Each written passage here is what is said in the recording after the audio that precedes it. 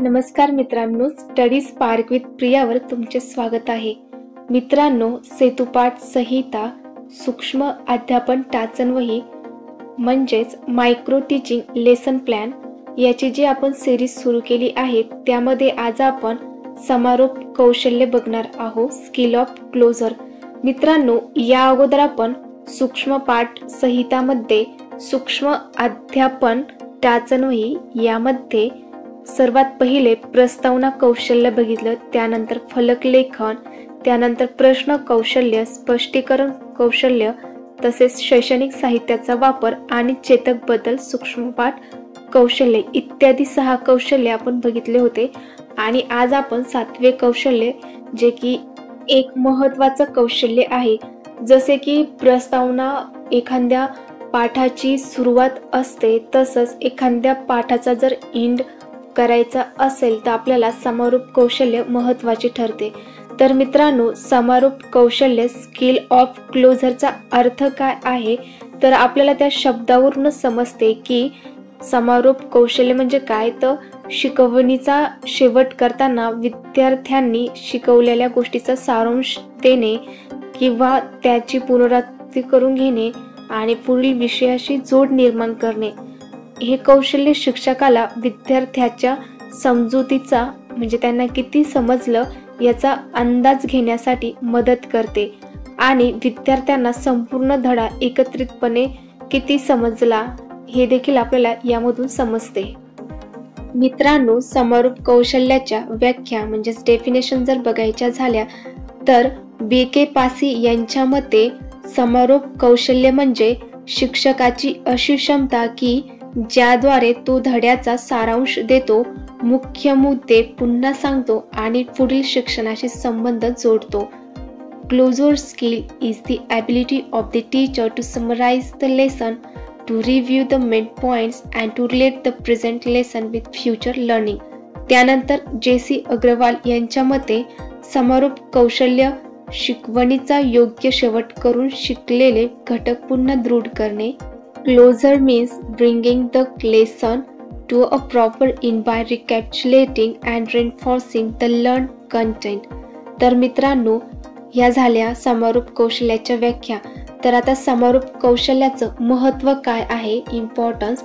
तर मित्रांनो, पहिले महत्त्व म्हणजे विद्यार्थ्यांची शिकवलेली माहिती पक्की होते. त्यानंतर शिक्षकाला शिकवणीचा परिणाम देखील समजतो आणि यानंतरचे जे महत्त्व आहे ते सर्वात इम्पॉर्टंट आहे, ते म्हणजे पुढील धड्यासाठी उत्सुकता आणि तयारी निर्माण होते विद्यार्थ्यांची. त्यानंतर विद्यार्थ्यांचे लक्ष पुन्हा एकदा मुख्य मुद्द्याकडे जाते. हे झालं समारोप कौशल्याचं महत्त्व.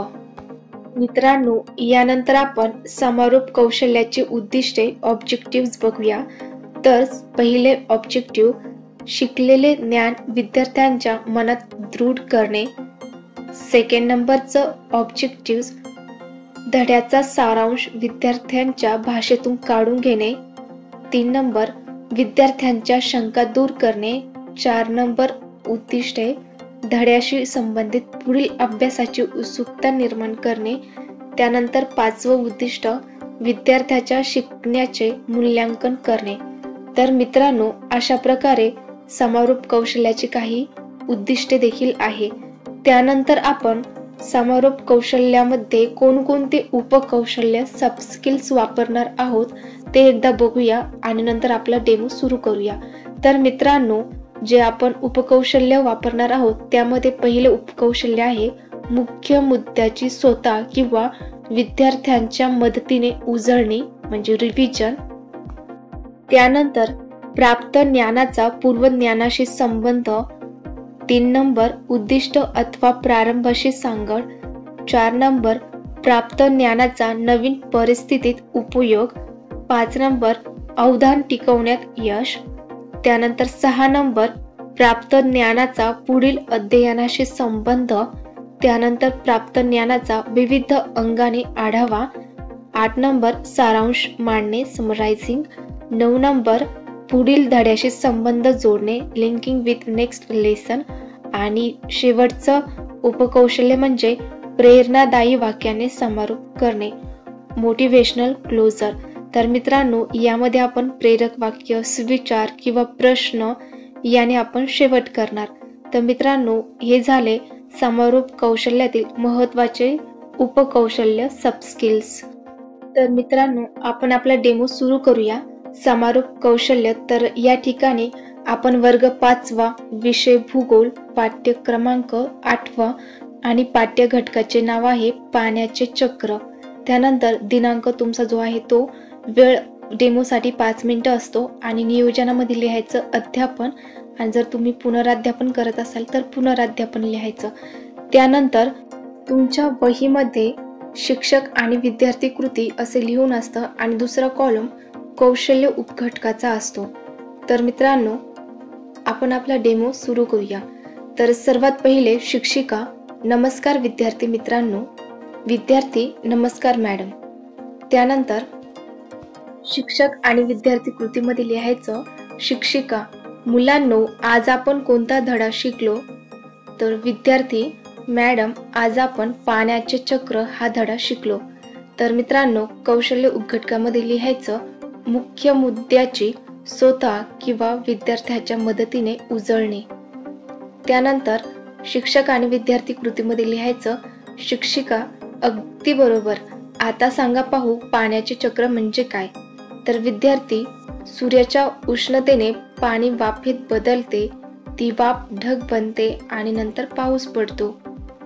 तर या ठिकाणी कौशल्य उपघटकामध्ये लिहायचं प्राप्त ज्ञानाचा पूर्वज्ञानाशी संबंध.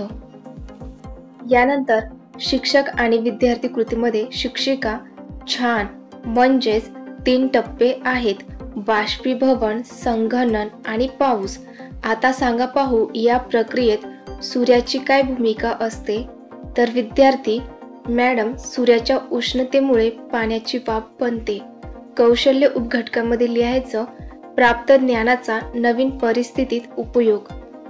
त्यानंतर शिक्षिका, अगदी बरोबर, म्हणजेच सूर्याशिवाय पाण्याचे चक्र होऊ शकत नाही. आता सांग, जर हे चक्र थांबले तर काय होईल?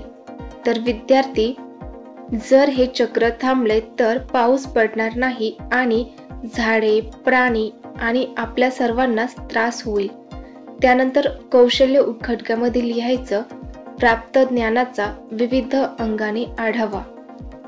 त्यानंतर शिक्षक आणि विद्यार्थी कृतीमध्ये शिक्षिका, अगदी बरोबर, म्हणूनच पाणी फक्त वापरायचं नाही तर जपायचंही आहे. विद्यार्थी लक्षपूर्वक ऐकतात. त्यानंतर कौशल्य उपघटकामध्ये लिहायचं उद्दिष्ट अथवा प्रारंभाशी सांगड. त्यानंतर शिक्षिका, पाण्याचे चक्र आपल्या जीवनासाठी फार महत्त्वाचे आहे.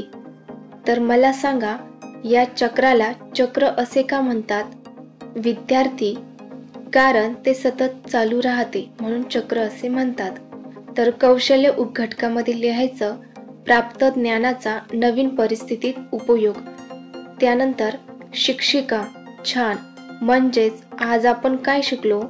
विद्यार्थी, पाण्याचे 3 टप्पे आणि त्यांचे महत्त्व. कौशल्य उपघटकामध्ये लिहायचं अवधान टिकवण्यात यश. त्यानंतर शिक्षिका, बरोबर, मुलांनो, हा धडा लक्षात ठेवून आपण एकच गोष्ट मनात कायम ठेवूया, पाणी आहे तर जीवन आहे, म्हणून प्रत्येक थेंब जपून वापरा. पाण्याची बचत म्हणजे जीवनाची बचत. पाणी नाही तर उद्या देखील नाही. पाणी आहे तर पृथ्वी आहे, पृथ्वी आहे तर आपण आहोत.